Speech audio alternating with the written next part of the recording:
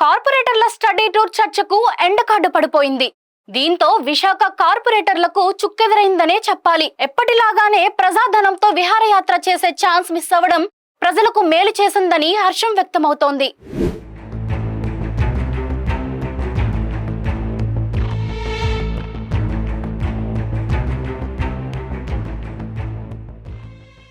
GVMC కార్పొరేటర్ల పదవీ కాలం మరో వారం రోజుల్లో ముగుస్తుండగా అధ్యయన యాత్ర కోసం కేరళ పంపించాలంటూ పలువురు కార్పొరేటర్లు కమిషనర్ కేతన్ గార్గ్ మీద ఒత్తిడి చేయడం తెలిసిందే. అయితే దీని వెనుక కొంతమంది పెద్దల హస్తం ఉందని ప్రచారం జరిగింది. వీరిని ఏడాదికి ఒకసారి అధ్యయన యాత్ర పేరుతో దేశంలోని వివిధ నగరాలకు తీసుకువెళ్లడం ఆనవాయితీగా వస్తోంది. ఈ పాలకవర్గం 2021లో ఏర్పడిన తరువాత ఇప్పటి వరకు 4 సార్లు పలు నగరాల్లో స్టడీ టూర్లకు వెళ్లారు. కరోనా కారణంగా ఒక ఏడాది వెళ్లలేదు. ఆ ఏడాది తీసుకువెళ్లనందున ఇప్పుడు అనుమతి ఇవ్వాలంటూ కొందరు కార్పొరేటర్లు లాజిక్ డ్రామాలు ఆడినా ఫలితం దక్కలేదు. కౌన్సిల్ సమావేశాల్లో ఎన్నడూ మాట్లాడని సభ్యులు సైతం స్టడీ టూర్ కోసం ఉత్సాహం చూపించడం హాట్ టాపిక్ గా మారింది.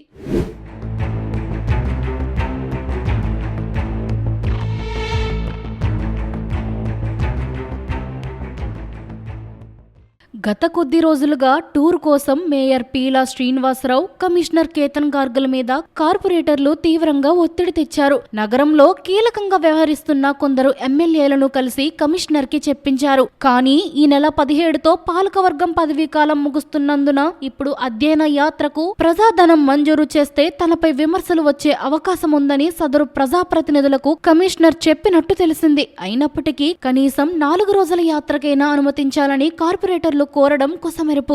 గత నెలలో జరిగిన ఆఖరి కౌన్సిల్ సమావేశంలో కార్పొరేటర్లకు క్రీడలు నిర్వహిస్తామని మేయర్ ప్రకటించడం తెలిసిందే. మేయర్, కమిషనర్ల మధ్య విభేదాల వల్లనే స్టడీ టూర్ కి బ్రేక్ పడిందన్న టాక్ వినిపిస్తోంది. బడ్జెట్ మీటింగ్ సందర్భంగా ఒక్కో సభ్యుడు 25,000 గిఫ్ట్ వోచర్లు అందుకోవడం తెలిసిందే.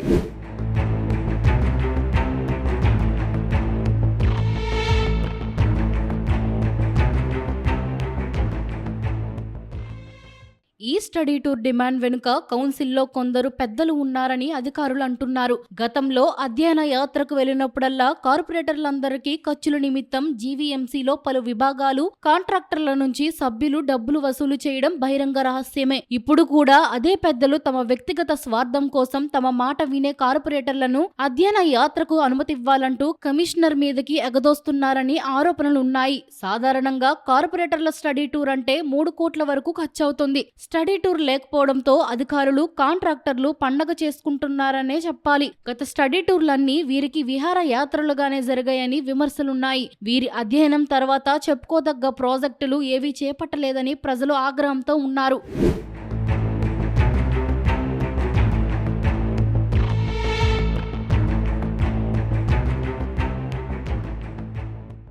విశాఖ జీవీఎంసీ కార్పొరేటర్లు ప్రజాధనం ఎలా దుర్వినియోగం చేద్దామని ముందంజలో ఉంటారు. ఆ బడ్జెట్ మీటింగ్ సమావేశంగా సందర్భంగా ఒక్కో సభ్యుడికి 25,000 గిఫ్ట్ వోచర్లు ఇచ్చారు. అయినా వీళ్ళకి ఏ మాత్రం సంతృప్తి లేదని చెప్పాలి. గత 4 సంవత్సరాల్లో స్టడీ టూర్ కి వెళ్లే కార్పొరేటర్లు కోవిడ్ కారణంగా వాయిదా పడిన ఆ స్టడీ టూర్ పాలకవర్గ కాలపరిమితి ఒక వారం రోజుల వ్యవధిలో ముగిన నేపథ్యంలో మరోసారి కేరళ స్టడీ టూర్ కి వెళ్లాలని కార్పొరేటర్లు ఇటు మేయర్ పీలా శ్రీనివాసరావు, కమిషనర్ కేతన్ గార్గ్ మీద తీవ్ర స్థాయిలో ఒత్తిడి తెచ్చారు. గత వారం 10 రోజులుగా తీవ్రంగా జరుగుతున్న చర్చకి ఎట్టకేలకు ఎండకాటు పడింది.